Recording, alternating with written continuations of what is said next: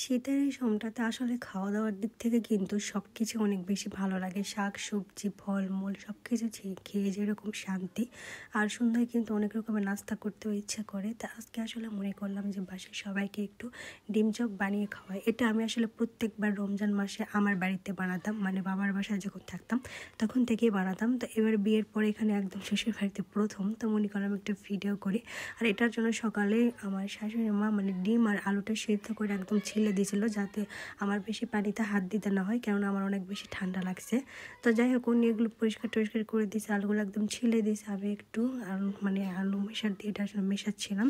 মেশানোর পরে এই কাজটা আসলে হাত দিয়ে করলে হয়, কিন্তু আমি একটু পানিতে হাত দিব না জন্য এই কাজটা আসলে এটা দিয়ে করছি। একটু সময় লাগছে, তবে হয়ে গেছে। আলুর মধ্যে কোনো দানা থাকা যাবে না। এই কাজটা কিন্তু খুব তাড়াতাড়ি করে নিছি আমি। তারপর এখানে বেসন দেওয়ার জন্য আসলে সে প্যাকেটের একটা বেসন নিয়ে আসছে।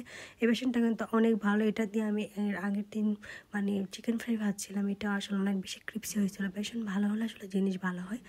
তারপর বেসনের মধ্যে পরিমাণ মতো লবণ হলুদ আর সামান্য একটু মরিচ গুঁড়ো দিয়ে খুব ভালোভাবে হালকা একটু পানি নিয়ে, এটা আমরা যেভাবে ডিম চপ করি ওইভাবে কিন্তু ডিম চপ বা এমনি বেগুনি চপের মতোই কিন্তু বেসনটা হালকাভাবে একটু গুলে নিচ্ছি। নেওয়ার পর এটা আমি একটা পাশে রেখে দিচ্ছি। আর আলু ভর্তার পুরটা রেডি করার জন্য এখানে আমি সামান্য পরিমাণে সরিষার তেল ব্যবহার করছি, তবে এটি সয়াবিনের তেলে দেওয়া যায়, কিন্তু আসল ডিম চপের ফ্লেভার পেতে হলে দোকানের মতো এটাতে কিন্তু সরিষার তেলটা ইউজ করতে হবে। দেন কাঁচা মরিচ পেঁয়াজ কুচি আদা রসুন বাটা অল্প বিস্তর সব কিছু দিয়ে সামান্য একটু করে কষে নিচ্ছি। আর যেহেতু এই সময়টাতে আমার মানে ওইভাবে বাহিরের কোনো মশলা টশলা খাওয়া হবে না, ডাক্তারের নিষেধ, তা আসলে একটা চাট মশলা দিয়ে দিলাম, টেস্টিং সল্ট দিলাম না। তবে দোকানেরটাতে তারা টেস্টিং সল্ট দেয়, সেই ক্ষেত্রে এটা আলু চপটা খেতে অনেক বেশি মজা লাগে, কিন্তু আমার আসলে এখন এই মুহূর্তে খাওয়া হবে না, এই জন্য আসলে আমি একটু চাট মশলা দিলাম। তারপর আলুগুলো সামান্য একটু ভাজা ভাজা করে নিয়ে একটা বাটিতে নিয়ে হালকা একটু ঠান্ডা করে নিয়েছি, একদম ঠান্ডা করে নেওয়া যাবে না।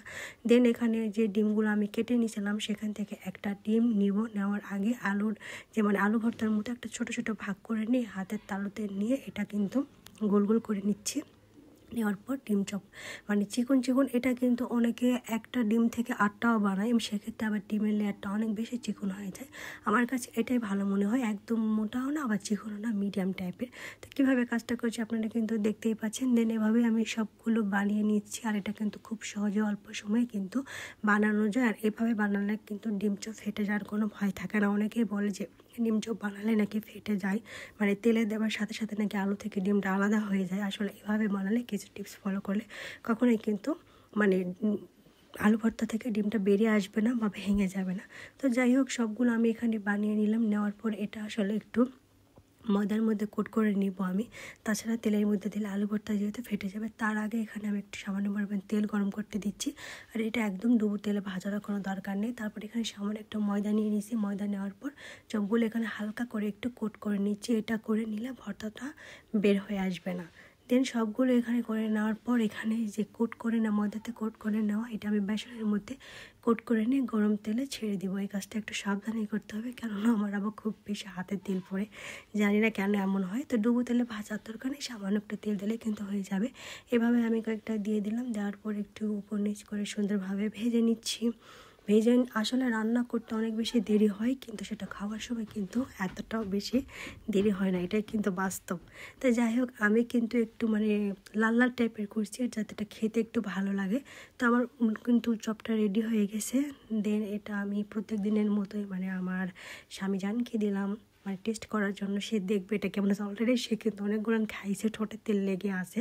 দেন এটা আবার টেস্ট করতেছে, মানে আমার সামনে অভিনয় করতেছে। হ্যাঁ, কেননা অলরেডি তো খেয়ে ফেলছে।